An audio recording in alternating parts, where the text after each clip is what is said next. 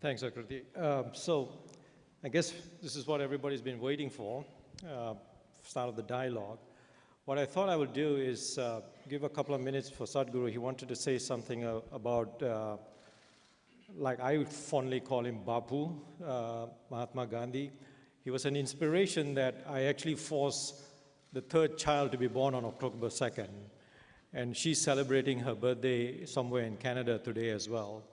So I would like to pass this to Sadhguru to say a few words, and then I will kind of introduce the way we're going to structure this discussion today.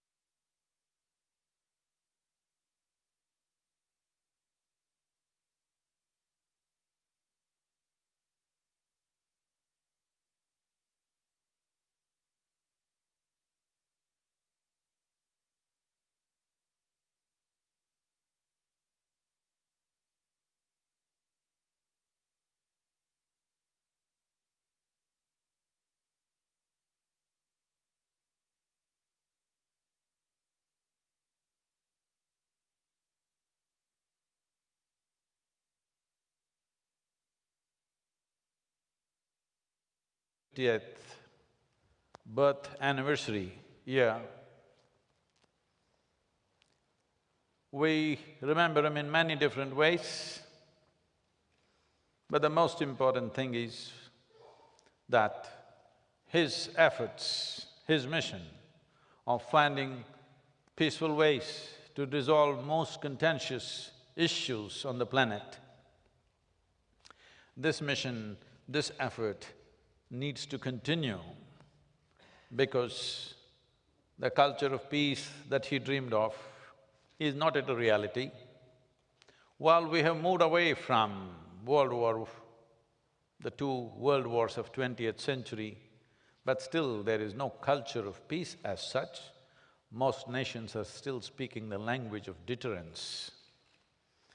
So, it's my privilege today to be here at UNESCO, who has played a significant role in using its influence to bring a culture of peace through education, because without transforming both the content and the mode of delivery of education on this planet, there cannot be a culture of peace. Just absence of violence for short periods of time is not necessarily a culture of peace. It's wonderful that we are here today. It's my privilege, and I thank you very much for having me here today. Thank you very much, Sadhguru, with those opening statements. First of all, thank you for accepting our invitation. We have a very busy schedule. Gregoire, thank you very much as well. I know you've been flying around the world and you've just landed very recently, but I hope the jet lag doesn't make you talk, say silly things, and I'm sure you don't. But let me start off with, as Sadhguru had just alluded, in terms of the fact that we are at a time when there's so much of violence, we've kind of forgotten of what we had gone through 50, 60 years ago. One of the things that, I'm going to present it as dilemmas. So the first dilemma that I'm looking at is that we're talking about a culture of peace. UNESCO was established in its preambles in the sort of saying that war starts in the minds of men, and that's where peace has to be found. Looking at the self, I want to refer to a WHO 2012 report, and it had some very sobering results. It says in many countries, 25% of young children, and this is between 13 to 15, suffer some form of depression. Suicide rates are on the increase, and as the Assistant Director General had talked about, in the sense the Deputy Director General, pardon me, had talked about the rise in violent extremism. How do we even try to think about a culture of peace when most of us are having a war within ourselves? So how do we find that resolution within ourselves? So the notion of the self comes in. And I wanted to sort of throw this at Sadhguru and Gregoire, who's been working a lot on emotional intelligence, neuroplasticity, as the title saw, in terms of how training of the brain is what they're talking about, contributes towards this first, what I call initial necessary conditions before we even start talking about a culture of peace. Well, without peaceful human beings, there is no peaceful society or a nation or the world. And above all, when as individual human beings, we do not know how to keep our minds peaceful, we do not know how to be peaceful within ourselves, what are we talking about world peace? Because what you see in the world is just a larger manifestation of what is happening in human minds. Well, depression becomes a concern because it is medically diagnosed, but there are various other forms of violence which are happening within the mindscape of an individual human being. We do nothing about transforming individual human beings, but we have a lot of slogans and movements on the street about world peace. Such a thing is not going to happen, because unless we create peaceful human beings, there cannot be a peaceful world, because minus the human beings, the world is just great as it is. So it's only you and me which is the problem. So what can we do about it? My entire life's work is just this, individual transformation, because without individual transformation, there is no such thing as universal salvation, there's no such thing. Because world, society, nation, these are just words. The reality is just you and me. How are we within ourselves right now? So we can talk about peace to individual people, but when they are pushed, when something that's dear to them is lost or something is threatened, they will get into different modes. So the entire system of yoga is just this, to create a chemistry of peacefulness, because human experience, whether it's peace or stress or anxiety or tranquility or agony or ecstasy, every human experience has a chemical basis to it. In a way, this is a chemical soup. Are you a great soup or a lousy soup? That's our only question. If we give the same soup-making ingredients to all the people here, well, they will not all produce the same kind of soup. They will make hundreds of varieties of soups with the same ingredients. That's all that's happened with us. Fundamentally, we are the same ingredients, but just see in how many ways we have become. So, is there any part of education which is addressing how to handle human faculties of memory, of present keenness of experience and imagination, how it runs, and above all, human chemistry, how to handle these things. We are not doing anything for the individual human being, but from early age onwards, they are just piling up information about how to deal with the world.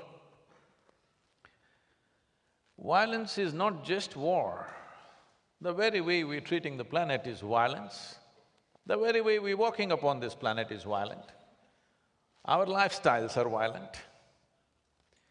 Now, if something has to change in the coming generations, first and foremost thing is large-scale effort to create peaceful human beings, individual human beings being peaceful within themselves by their own nature, not because of the ambience in which they are in. Everybody is peaceful when they're in a good ambience. When things go wrong, when things don't happen the way you want, to be peaceful.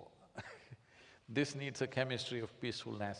As there is a science and technology to create external well-being, there is a whole science and technology to create inner well-being.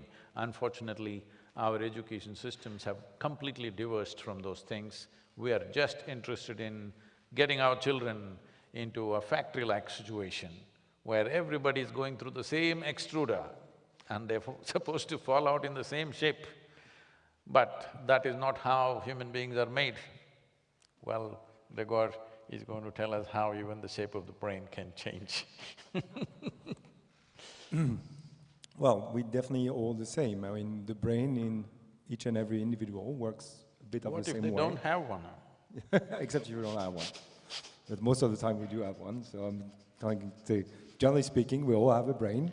We also have a brain in a body, which is, I think, critical. It's like, that's why we differ so much with artificial intelligence, is that we have a very strong connection between our brain and our body. I mean, our brain controls all the body, but the body also sends a lot of information within the brain. So that said, we also know that we're all different. Like, the brain is shaped differently in each and every people. So you can also understand why within a similar environment, you can have like different outcome of different human being evolving in different type of environment. But going back to this idea of war within ourselves, I think more generally, if we talk about peace and how basically we can foster a culture and peace in each and every individual, there is something very interesting if you look at development. So if you look at children, especially babies, so there is like this experiment that is very interesting. If you take a six-month-old baby and you show him two puppets, and one of the puppets is interacting with the other, and in one case, the puppet you're using is actually having altruistic behavior. So it helps the other puppet to open the box in order to find what is inside the box. And then you come in with a third puppet, and then this puppet actually acts like in a selfish way, or in an aversive way toward the other. What you find is that 6 months old, they automatically choose and systematically choose the puppet that display altruistic behavior. So actually, if you come back to this whole idea of Rousseau versus Voltaire, this idea that whether we actually come to the world with an altruistic mind, or whether it's the society that let us be like altruistic, it's actually, Rousseau was right. It's like babies, like they come to the world with an altruistic behavior. So then it means it's the way we develop, or the society in which we develop, that led us to develop kind of those behaviors, selfishness behavior, that can lead then and afterward to the type of kind of behavior that leads to war, basically. So I think it's also that we have to take into account. So the babies actually come to the world with a fantastic organ, like the brain, that can change all the way through childhood and adolescence, and that will mature very slowly. And we know that there are factors that will affect this brain development, but interestingly, we are basically altruistic. And you can even show that in adults, if you put the adults in a time-pressured situation, what they will display is cooperative behavior. Actually, we become selfish when we have the time to think about our behavior. So I think we need to resolve also this issue, is the type of education we give to the children, like, will promote either altruistic behavior or selfish behavior. But let's think of this idea that originally they are altruistic beings, basically. So I think you're giving us hope. You're sort of saying that when babies come, they have this altruistic, let's say the neuron, the empathy neuron that that neuroscientist V.C. Ramachandran had talked about. He calls it the Gandhi neurons. Now, but at the same time, and so I'm asking the question, is it the system? But then on the other hand, we are the system. But we see that humans can be extremely kind, and that goes according to that altruistic. But at the other end of the spectrum, we can be extremely cruel. To a point, it sometimes boggles the mind in the level of cruelty that we can exhibit. Is there a gene or is there a neuron somewhere lurking in that brain that, if triggered, creates that level of cruelty? Or is it an external factor of the system, which is a collective of all of us, which at some point we can't control, and so then we become part of that? So these are the questions. Is there a neuron which also at the end of the spectrum, which also is able to exhibit cruelty, or is it part of the system? Well, if it's just about the neural level, there is no neurons of cruelty that we can put that aside. That's clear. The brain is like 86 billion neurons, 1 million of billion of connection between neurons. It's way more complicated than the internet. So we just have preliminary knowledge about the brain. So don't put too much, it's not a magic bullet. It's not because you know the brain that you will know what to do in the world to resolve basically war or peace in the world. But I'm just saying that it's within the same brain that you can express cruelty and actually altruism. So it's different networks, but we are in the two, and sometimes we express our bad behavior, sometimes we express good behaviors, but that's within the same brain. So then you need to have those kind of controls, and you need to teach those controls, because actually we know that what is the most predictive of becoming an adult that is actually happy and that actually succeed through life is whatever the indicator you use for that. I mean, then we can discuss about that. Is actually your self-control. Is how you can control yourself. So not in a bad way. It's not being inhibited about anything, but it's generally speaking your ability to control your bad behaviors or your bad habits or the habits you will create it through your interaction with the environment. Let's keep in mind that, okay, the brain is a biological tissue, but it's fundamentally a tissue that evolves in a social environment, and it will be affected by the social environment in which you grow in, not necessarily the educational system, but also the whole environment you have around you that will change your brain and change the brain for the good or for the worse. See, when we talk about the indications in the brain or neuronal activity, we're still talking about a certain consequence. It is not the cause. When we say the cause, in the yogic way of looking at human intelligence, we see 16 parts to human intelligence. The front end of it is the intellect. Right now, our entire idea of intelligence, unfortunately, has become purely intellectual. Intellect means, well, if I ask you whether you want a sharp intellect or a dull one, everybody without exception will choose a sharp intelligence or intellect. Essentially, intellect is a cutting instrument, it's like a knife. The sharper it is, the better it is. Knife is good for a dissection, not good for variety of other activities. Suppose you use a knife to stitch, obviously you will leave everything in tatters. Well, this is the human effort towards peace in the world. We're using our intellect to stitch everything together, you leave things in tatters. And who holds the knife determines what the knife does. On a daily basis, does a knife save more lives or take more lives? If you see, it is saving many more lives than it takes on a daily basis. But knife by itself is not a danger, it is just that what kind of hand holds it.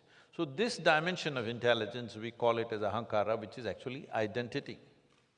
So there is a whole effort in the Indian way of doing things about establishing a universal identity. Before a child starts his education process, because education is seen as an empowerment, before you empower a human being, first thing is to have a cosmic identity. Aham Brahmasmi, it's called. You must have a cosmic identity, otherwise you should not be empowered with education. Now we have a national identity, we have a racial identity, we have ethnic identity, we have religious identities, caste, creed, goes further down, boils down to family and then to individual human being. Now all the evil on the planet, all the violence on the planet, all the crime on the planet is essentially a consequence of limited identifications. I'm concerned about myself, not about you, because my identity is this one. Or maybe I'm concerned about two people, not about the third person, because my identity is with this one. So in terms of community, in terms of nation, race, religion, we're identified. But before starting education process, always in the East, we established a cosmic identity, because only then your intelligence will work towards integration, towards a universal consciousness. But right now, we are establishing strong sense of limited identities and we're expecting peace will happen. It cannot happen in the very nature of things, because that is how our intelligence will function, because essentially, our intellect will protect the identity that we have taken. Whether it's of gender, race, religion, nationality, inevitably our intellect will work only towards protecting our identity. So, there's another dimension of intelligence which is called as chitta. The next dimension of intelligence is called manas, which means a silo of memory. When we say a silo of memory, there is evolutionary memory, there is genetic memory, there is karmic memory, articulate and inarticulate forms of memory like this, 8 forms of memory are there. Right now, who you are is just a consequence of that memory. The way you think, the way you feel, the way you recognize things, everything is a consequence of this memory. So it is not independent of this memory. Whichever way your memory is stored, that is the way you recognize. Who is your friend and who is a stranger to you is just a question of memory. Who is your parentage, what is your parentage and what is your not this thing, what is your nationality, what is not, is essentially your memory. And beyond this, there is an intelligence called chitta, which is an intelligence without an iota of memory. Why this is significant is, memory gives us many capabilities, but memory is also my boundary. I remember you, this is my boundary. I don't remember him, that is out of my boundary. So whatever we call as memory is a certain kind of boundary. Though it enables us in many ways, it also sets a boundary for us. So there is a dimension of intelligence where there is no memory. If once you dip into this dimension of intelligence, then because there is no memory in this intelligence, there is an experience of universality, there is an experience of oneness within yourself. Because of this, your ability to erase all borders, the boundaries of your individuality are erased. Only if this happens to large segments of people, or at least people who are in positions of power and responsibility on this planet, you will definitely create a culture of peace. As long as I am identified as my nationality, you as yours, it's just a question of time. When a dispute comes, we will fight. Thank you, Sadhguru. I was really hoping that you'll move towards chitta, because that's something that has always kind of puzzled me when I've seen some of your YouTubes. Gregoire, you published a paper with Hude on consciousness and stuff, and the chitta, as you mentioned, was consciousness, but what is interesting is an intellect without memory, and that… It cannot work. And that's bugly, especially so… Well, I mean, there is something interesting about that. It's just that, well, we definitely… memories could be related to the type of automatisms that you create. So what you were reflecting to is that the type of memories we have about past events, like, will basically create some priors in the way we're gonna behave on the next, basically, occurrence of seeing someone. And I think that's also very important, is if you want to be open to others, if you want to understand that others can have different point of view on the same matters, so what we call in psychology theory of mind, so the ability I have to basically understand that you can have different mental state as me, and that I can also appreciate that it's okay for you to have a different state of mind regarding a similar matter. That's something that develops through life. And what is interesting is that we also have a lot of automatisms that matters. And automatisms is great. It allows us to be extremely, very well adapted to our environment. But from time to time, it led us to make systematic mistakes.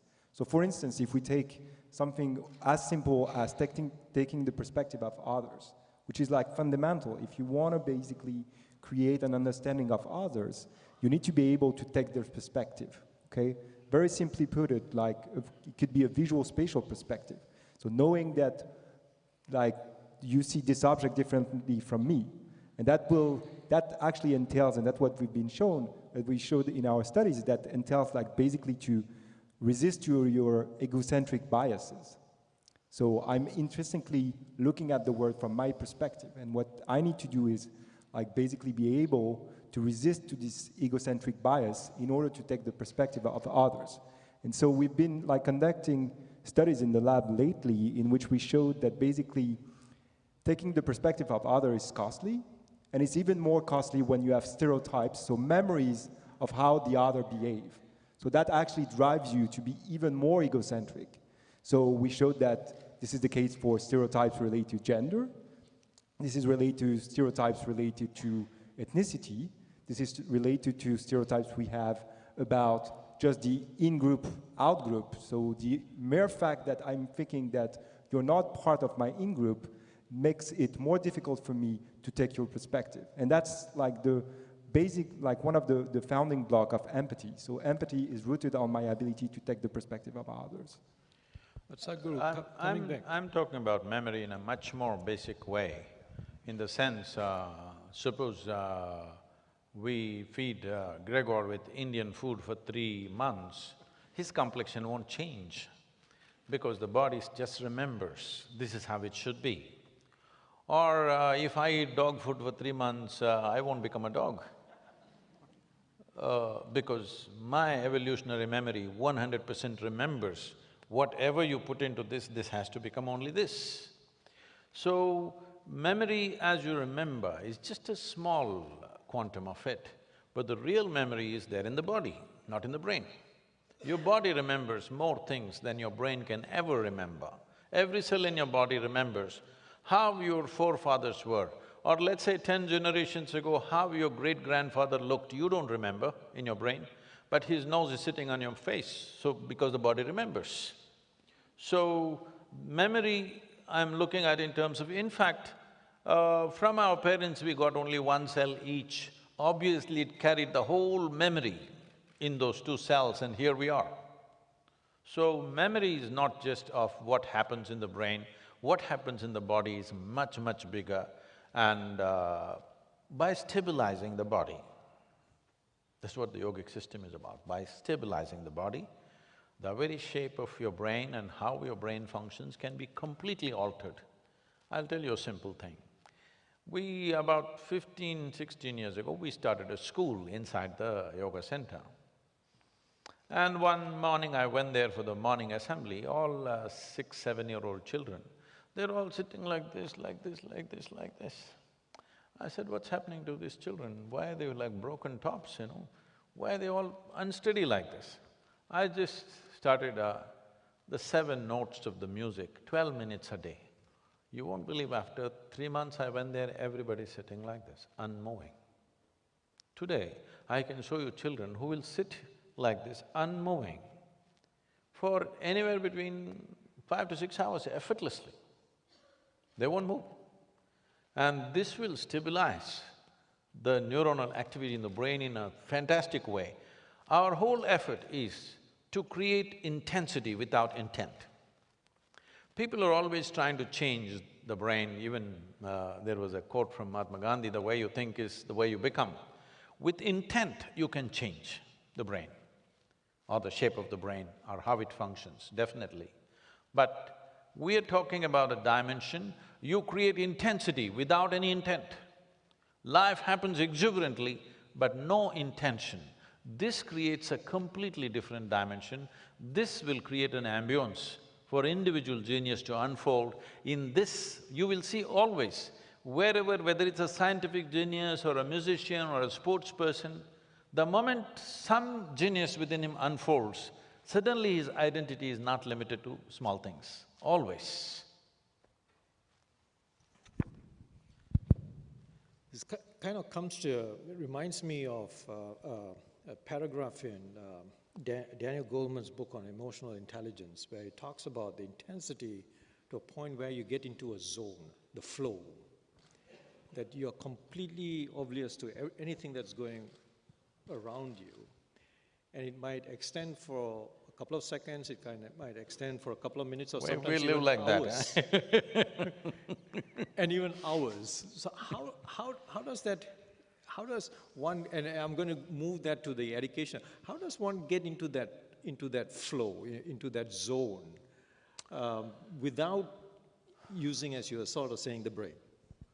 See, what we call as education is for different purposes, for different people. For example, in India, India is not one nation, there are many layers of India. So you cannot apply the same thing for all of them. So we have three systems right now going with the Isha educational programs. We have Isha Vidya, which is the rural education, where this is mainly from the age of 6, they're starting on computers, English language, because this is designed to get them out of a social and economic pit which they're trapped in.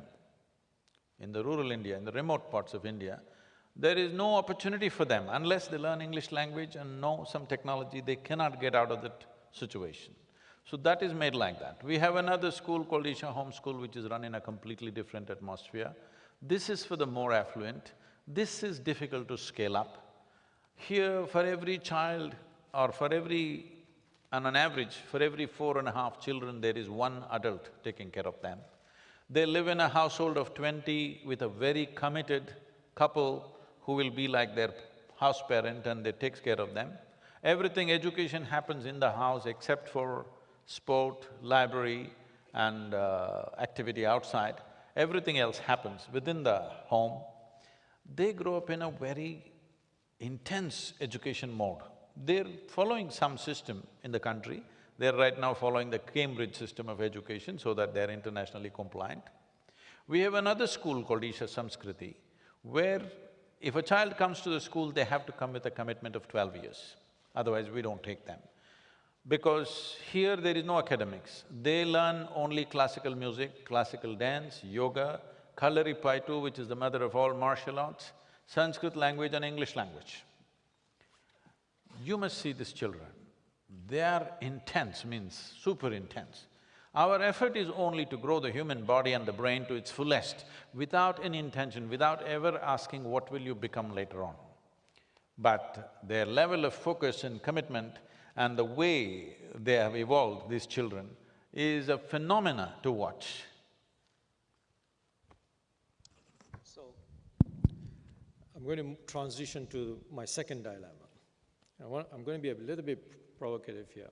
The present education system that we have. And you just alluded to three, some of them have some similarities with what we have here. Now, the thing that kind of… the dilemma here is that this present education system, we talked about a lot of kids who are having anxiety, depression. Now, if we do a really good job of strengthening this education system, and we assume that SDG 4, which is one of the global goals on education, is that assumption is that this education system is the one that will deliver, we might end up in a catastrophic situation where we have 100% literacy, but with extremely high levels of depressed people running around the world. So my question is, do we do a fundamental change in the objective of education, rather than the traditional economic model that now drives, like what you have alluded during our discussions earlier on? Is it about building human capital, or is it about human flourishing for the individual, which I think the third stream of school that you had talked about alludes to. How do we tackle this? So with the kind of population pressures we have, doing an ideal form of schooling is utopian. It's not possible with the kind of population pressure we have.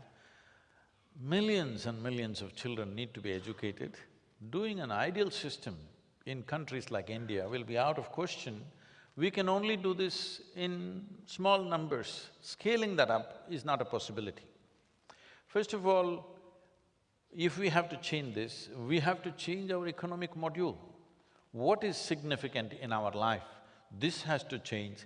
That's not going to change right away that's going to be too dreamy. See, when economics is the only value in a society, money is the only value, let me put it more bluntly. If you say, there is a big man in this city, it doesn't mean he has a big brain or a big heart. No, he just has a big pocket. That's what it means today in the world. So when money is the only value, competition is inevitable. Where there is competition of very intense kind, as the competition gets more and more aggressive, well, many will fall on the wayside, depressed, broken, in many damaged human beings we will create. And unfortunately, as you mentioned, that number is increasing to a point. See, in 2016, 18,600 children below 18 years of age committed suicide in India. Over 7,000 of them were below 15 years of age. 12, 13, 14-year-olds, if they have to take their own life, I think we're doing something fundamentally wrong in our societies. There's simply no question about it. Well, if we talk about education at large, I think we're missing completely the point. I agree with you when you say that, well, if you ask a children, education is, and you let them fill in the rest, usually you say boring, which is not what you want for an educational system. Education should be about basically strengthening social-emotional learning, for once. Well, let's put it bluntly, where we know, even if we look at it from an economics point of view, right? Let's be taking the wrong side of the stick. Like, you know that 85% of the job now won't be there 30 years from now.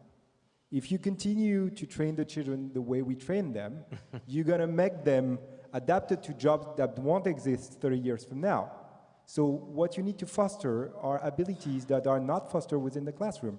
Being flexible, being attentive, being able to concentrate yourself, on your body. And I agree with you. I mean, it's of course problematic from a neuroscientific point of view because I talk about the brain, but the brain is within a body. We know that we have neurons within the gut, that the neurons within the gut, if you change, for instance, there's like data showing that if you change the neurons within the gut from someone who has a psychopathology, you take the gut of the neurons, the microbiota of the neurons from one people that has no psychopathology, you put it in the people who has psychopathology, the people who got the psychopathology goes better.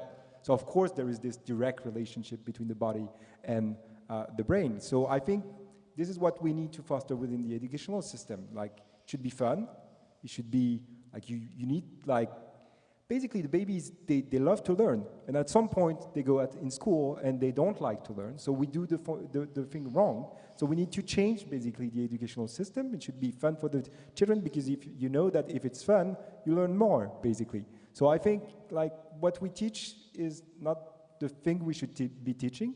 Well, let's put it bluntly too. I mean, knowledge, it's accessible everywhere. Get this like laptop or whatever connected on the internet will always have more knowledge than you have at every given time. So I'm not saying that you shouldn't have knowledge, but that might not be the critical skills for the children 30 years from now. And we're always talking about what will be the word of our children, what will be the word we leave to our children. I think a good question will be also, what will be the children will leave for the word 30 years from now. And I think that changed the perspective and what we want to do in the schools. So I think that's the critical point, that if you want to change the things for the children. See, Gregoire. As he said, this whole exercise of heaping yourself up with information will be meaningless because a small gadget that you can carry in your pocket will say more things than your professors can speak ever. This happened to me when I was just 13 years of age, and I was largely allergic to school. So one day somebody showed me a flatbed calculator. For the first time I'm seeing a calculator, National Panasonic calculator. 100 rupees, very expensive those days. So they showed me, tuk. It came out, what do you want? Any multiplication, division. Immediately I said, why the hell am I going to the math class? Because here it is, I can add, multiply, subtract, sin theta, cos theta, why the hell am I wasting my life sitting in the mathematics class? Here is everything. Well, at last that day is coming when children need not go to school. Schooling as we know it in the next 10 to 15 years' time could become absolutely meaningless because everything will be available knowledge-wise. The schools or the mystic traditions in India always focused on enhancing and enlarging human faculty rather than enhancing knowledge. That your ability to perceive has to be enhanced. Recently, because I've been running this Youth and Truth campaign, meeting all university students for the last 1 month, they've been asking me, Sadhguru, you're answering every question we ask, how is this? You have an answer for everything? I said, I don't have an answer for anything. I don't have an answer in my head for anything, but I just have clarity. I've worked for my clarity all my life to bring my faculties to that level of clarity that there is no mistake about what I see, that you see things just the way they are. I think this will be of immense value in future because information or gathering of information becomes meaningless. There was a time when large populations were, I've seen this in the villages of India, when most of the population do not know how to read, they're illiterate. One guy, some letter comes and he reads. You should see the wonder. Actually, he's looking at the paper and saying all these things. It's truly fantastic. People sit there open mouth, gaping at him, because just looking at a paper, he's saying all this. So that time is gone. Now a simple gadget will know more than the entire university knows. So this time has come, now is a fantastic time. This is the time for human beings to truly unravel and explore their consciousness because the burden of carrying information, assimilating it and expressing it in the world is gone. Some people are protesting, people are inviting me to these artificial intelligence conferences. I didn't understand why do they want me in artificial intelligence this thing, I'm not a technology person. I said, why are you guys inviting me? They said, Sadhguru, we don't know what to do, our jobs will be gone. I said, that means it's a holiday. Unless you know how to enjoy your vacation, you're going to be in big trouble. Unless you know how to be productive in a relaxed way, unless you know how to be productive in your vacation time, because your life will be a vacation. This is the same problem the workers' unions of this world had in early 20th century and mid-20th century. When mechanization came, when assembly lines came, everybody protested, our jobs are going to go. Now intellectuals are protesting, our jobs are going to go. They are going to go, there is no stopping. And isn't it great, you will not have a job to do and you can pursue your life? Instead of trying to make a living, you can make a life out of this. That's most wonderful time. So on that philosophical note, and I was just going to say when you were It's saying… very practical. And practical. So we got a philosophical which is practical, which is always oxymoron, but here we have it. What I'm really, in a sense, when you said the Isha, the way that you mentioned one of the streams of education, but it was difficult to scale up.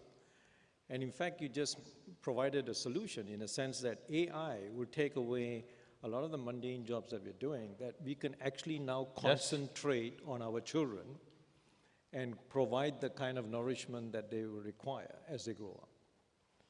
A human child is not like other creatures. When they're born, instinctively they know what to do, what not to do, and how to survive. Because all they have to learn in their life is how to procure food, how to reproduce, and how to gracefully die one day. That's all they need to learn, every other creature. And all this is instinctively built into them. The learning part of their life is very small. It's not that there's no learning, but the learning part is actually very small, and even that, without anybody's guidance, they're capable of learning that. But a human child is not made like that, simply because the range of development that happens in a human being is so vast, and it can be much bigger than what it is right now if only these concerns of survival are taken away from the human being. How to earn my living? Where to get my food? If this concern is taken away, believe me, human genius will unfold in a way that you have not imagined possible. So, as you said, definitely all these people who lose their jobs, they can focus on the children, and above all, see, you don't have to know physics to be a physics teacher. It is on a platform where everything, the best physics teacher is teaching physics. All you need is a loving human being who is inspiring for the children to be with. This is something I've always noticed. If you ask children why they took to a certain subject, most of them will say, because I liked the teacher in my third standard who taught me math, that's why I took to math. Somebody says in fifth standard, I liked my English teacher, that's why. The teacher that they loved, naturally the subject also they loved. This is how a child is made. This is the nature of a human being, because unfortunately we have relegated emotion to a second place, but largely human beings are far more emotional than they're intellectual. Because we thought intellect is sense, emotion is senselessness, somebody interpreted it like this, we've lost it. But I'm asking you, the deepest and the most profound form of education, emotion that a human being can have is devotion. Tell me, people think devotion means it's about God, going to temple or somewhere. No. Tell me, has any individual reached a state of excellence in anything they are doing, whether it's music or art or politics or business or sport or even spirituality, without being devoted to what they're doing? Without being absolutely devoted to what you're doing, right now, you never get to any big place, you do mediocre things. So, devotion or emotion has always been the forefront of human life, but unfortunately we've relegated that to a second place, thinking logical data process is more important. This is all we're doing with our intellect, and that will become meaningless. And I'm just looking forward, I hope it doesn't take too much time, when I'm still around it happens. Gregoire, some last… Yeah, I generally agree. Like, it's important also to understand that there is no real dissociation between reasoning and emotion. Actually, the two are very, very strongly connected. So your brain works basically by the way you make ears. Ears, like, unfold in making emotion in our body, in our brain, and this recalling of the emotion that you basically made during previous time helps you to correct your ears, whatever they are, in whatever subject. So basically, interestingly, we are emotional being. We drive, the learning is driven actually by emotion, by simple emotion, by also very complex emotion, such as regret, relief. Those are actually very strong emotion to basically learn. And so there is no opposition basically between the two. I also agree that basically the classroom in the 21st century will not about providing the knowledge, but will be probably to tailor the knowledge or tailor the abilities of each child depending of his learning curve. And that's what we need to achieve. We won't be able to achieve it with classes with 35 children. So maybe technology is a good way to help us on this path to make the education a little more tailored to each and every individual, because we know that the more closely you're following the learning curve of the children, the better they develop. That's what works best, basically. And it works best if you have a social environment, as you said, like fostering a very strong socio-emotional environment around the children, not only at school, but also in the society, is a very, very strong leverage for their learning, whatever the learning. Even like the knowledge learning is improved by the socio-emotional environment in which the children will develop. So I think that's critical. We know it has an effect on the neuroplastic processes. So the higher the socio-emotional environment, the better it is, the higher the neuroplasticity, so the higher the possibility of learning. So I think, let's not think necessarily that it's dissociated. One will help the other. So if we like put the emotion at the center, we will help everything, basically. Today is Mahatma Gandhi's anniversary. So Mahatma insisted the means or how you do something is as important as the goal or what you're trying to achieve. This is why this whole non-violent way of doing things. So how people become peaceful, how people become joyful, it's a big question mark. With a drink or a drug, a whole lot of people are peaceful or joyful. Is that the way to take the world? Or it happened like this. There was a young woman who was married and the husband is abusive. Verbally abusive, sometimes get physically abusive, sometimes get sexually abusive. But she was very peaceful. One day the husband looked at her after a burst of abuse. He said, "How do you do this? I abuse you in so many ways, but you're always peaceful." She said, "I clean the toilet." He said, "What? Even when I beat you, you're peaceful. What do you do?" She said, "I clean the toilet." "How does cleaning the toilet help you to be peaceful?" She said, "I use your toothbrush."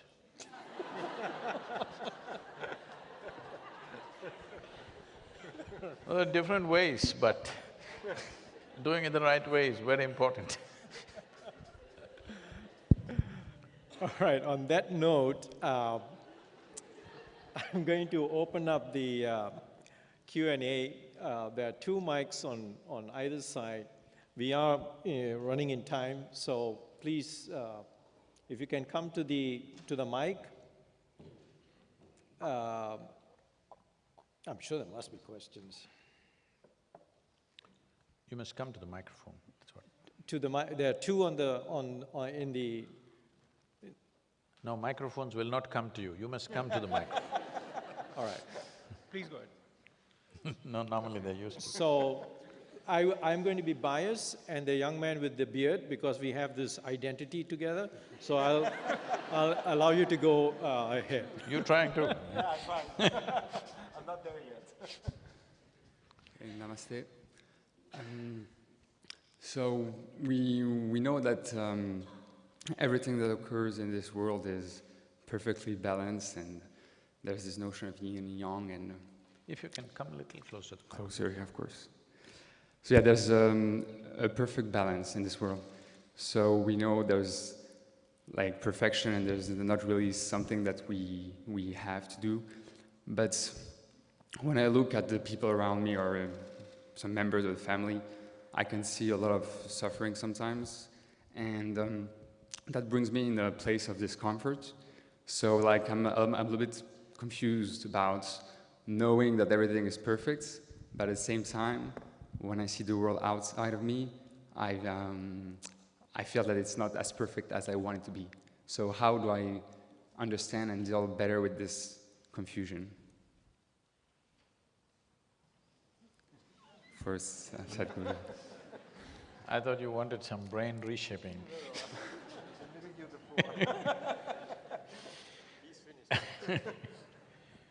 So, see, all human experience, don't give it all kinds of meanings. All human experience, joy or misery, peace or turmoil, agony or ecstasy, only happens from within you. Is that so?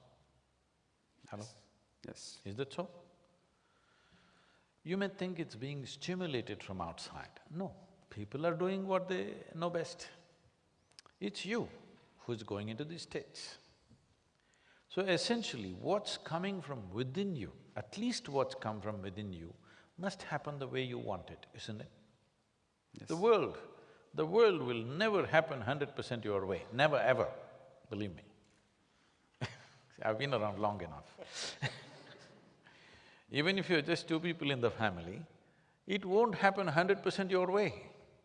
51% your way means you have a controlling stake. 100% your way, nobody will be with you. But what's happening within me must happen my way. If what's happening within me is not happening my way, if somebody can decide whether I'll be happy or unhappy, somebody will decide whether I'm peaceful or not. This is the worst form of slavery. We are giving it all kinds of names. Misery, any kind of misery essentially means your intelligence has turned against you, that's all it is. Your own thought, your own emotion, your own intelligence has turned against you. If your intelligence were working for you, would you keep yourself blissful or miserable? Please, what's your choice, I'm asking you? Hello? You must choose right now.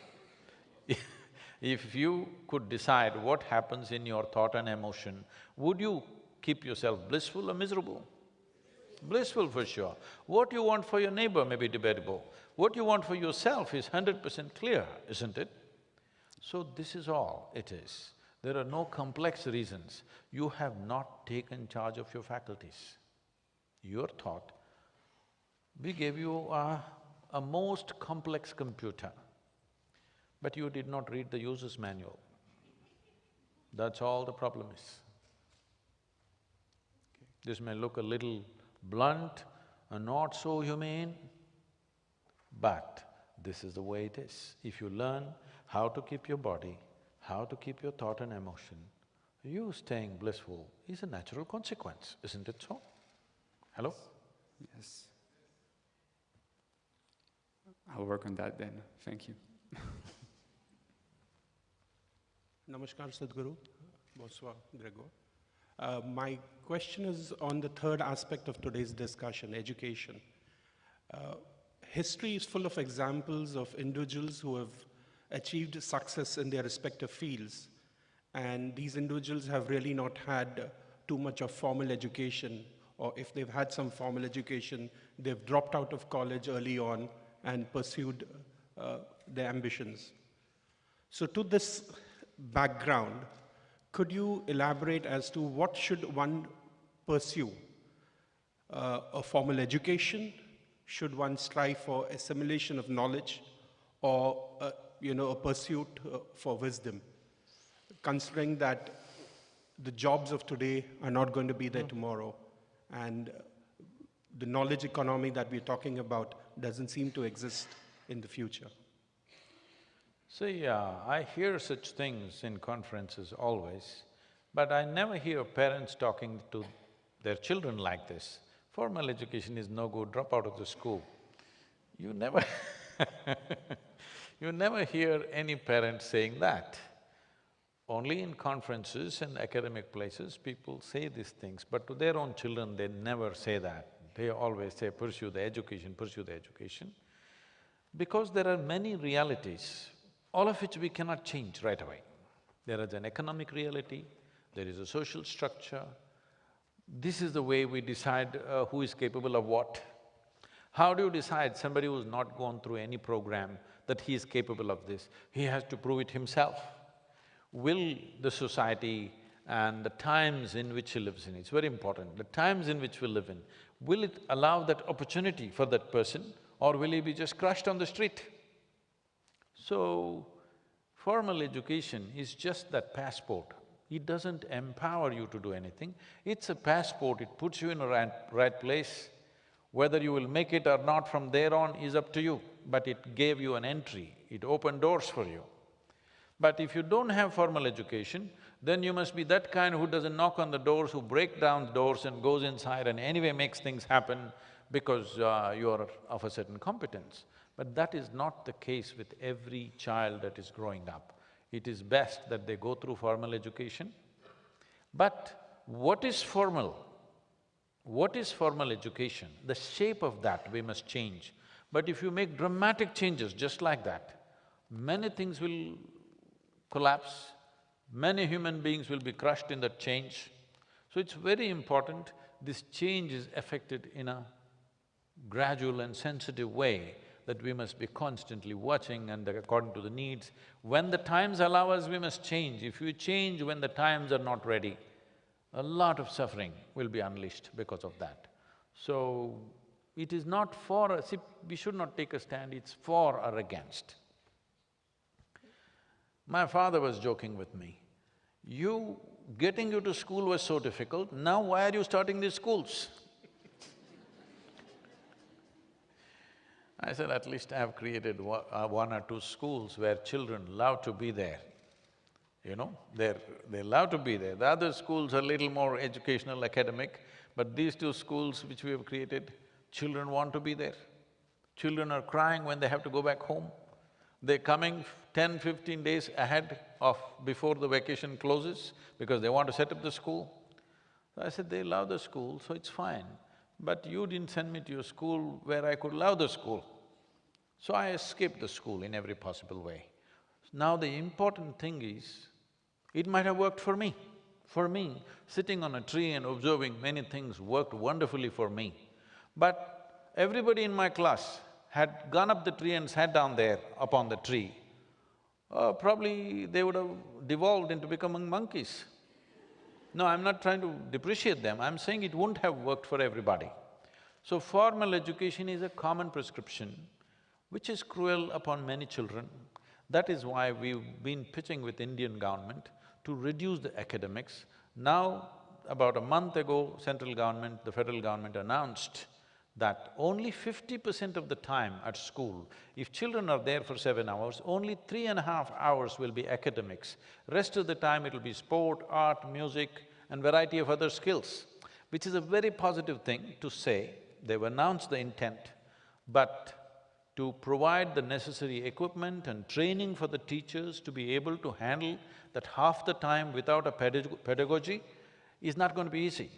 It's going to be many years of work to create that opportunity. Thank you. I think it's just the objective of the formal education that we need to change. It's not necessarily the formal education nor the universal education. I think it's what we do when we are at school with the children, like whether, of course, there is everything you said, but like something, let's take the French educational system. We start to talk about the brain to the children at age 13. What they train every day when they go at school is the body and the brain. They don't know nothing about the brain. The brain, if you talk about the brain to children, if you tell them that the brain will change due to learning, it actually promotes implicit representation of intelligence that is actually malleable, that you can change, basically, intelligent for whatever it is. And it's actually a very strong leverage for learning.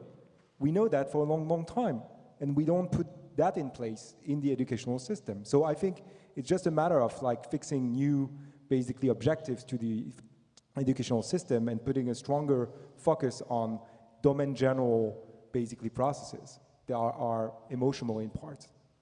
Thank you.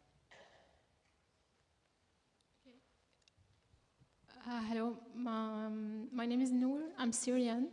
I live in Paris since many years.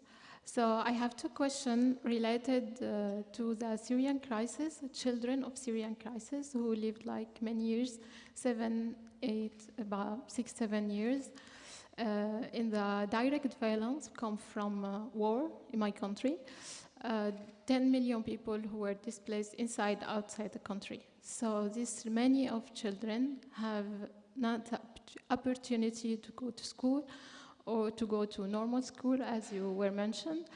So my question is, what do you think, in your opinion, the suitable case, a suitable solution for their case, and related to their memory, how could we affect the memory or their memory to be not carrying all that violence in their mind of their life? Thank you. This question is for? This question is addressed to whom? Okay. Anyone who would like to answer? Okay. Well, the unfortunate situations like this, whether it's Syria or many other nations which have seen this in the last century, unfortunately, it keeps repeating itself. And in these situations, the most vulnerable are the children, always. Well, about erasing their memory, it's not necessary to erase their memory. It's very important when terrible things happen to us, we must remember, but we should not become resentful. If we don't remember, we keep repeating the same things. When World War II ended, well, all these organizations and setups came up because the millions of people who died in this part of the world at that time, everybody was determined never again a war should happen. That was the intent of United Nations, UNESCO and various other organizations which came up.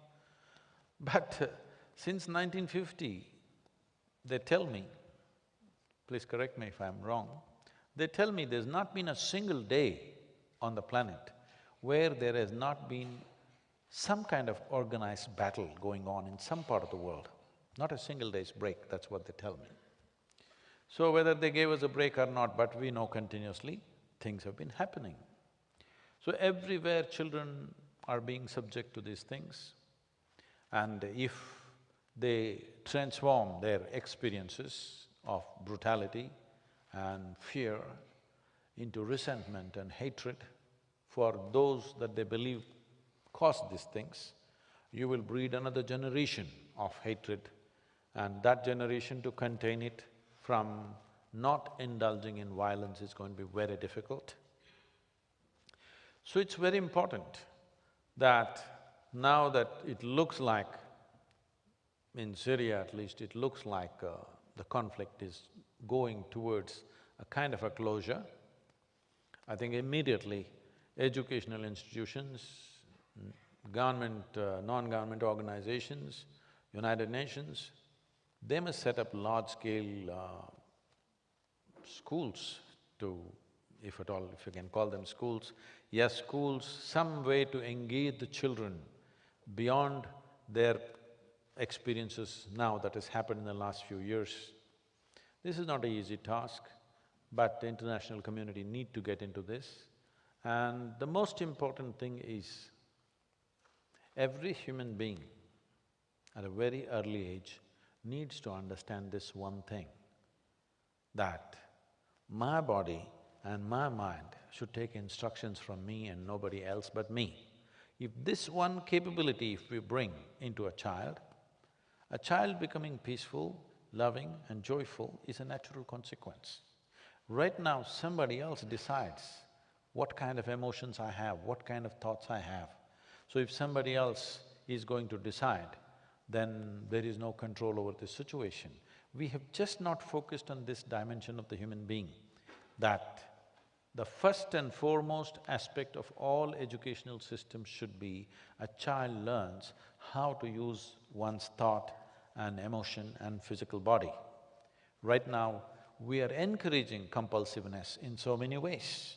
Essentially, this is a movement from compulsive existence to a conscious existence. Even if we want to see that there are no future conflicts on the planet of this scale that we are seeing in the 21st century, 20th century we thought we were done with it, but 21st century has been a continuous conflict from the day it started from year 2000, it has been on. If we don't want to see this kind of conflicts, the most important thing is human faculty should be in individual hands. Right now, it's in the hands of social leaders, national leaders, religious leaders. They can incite emotion and thought in a certain way. It's very, very important. Human faculties are always in individual hands and nobody else but you.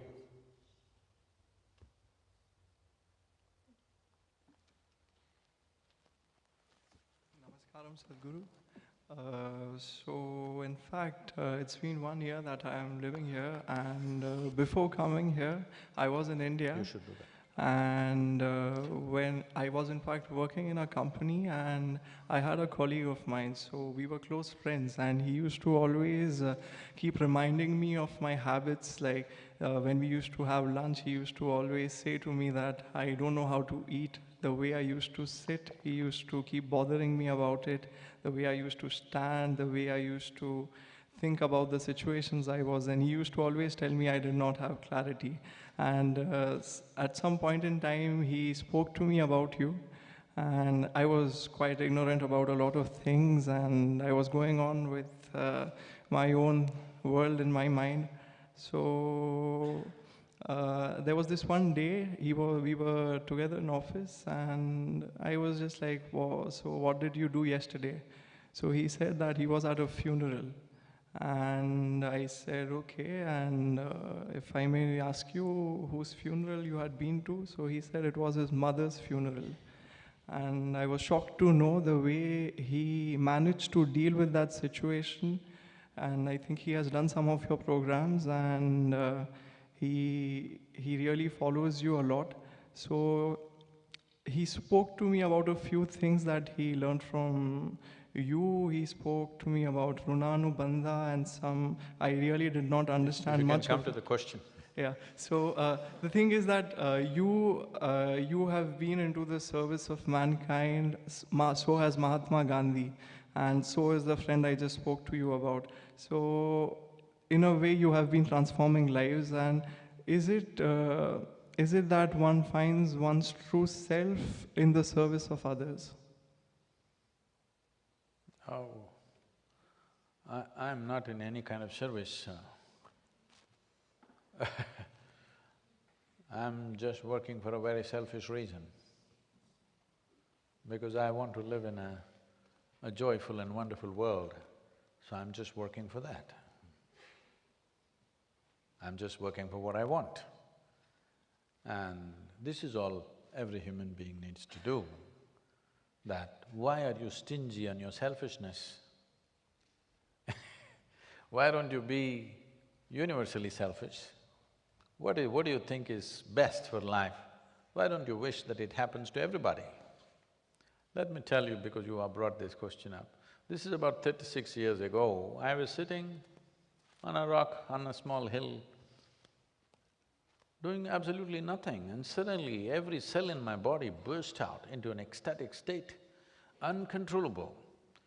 What I thought was 10–15 minutes for about 4.5 hours, tears of ecstasy flowing.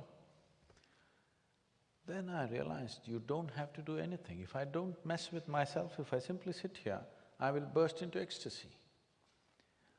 Then I tried with 1 or 2 people, I tried to make them sit, and it happened to them also.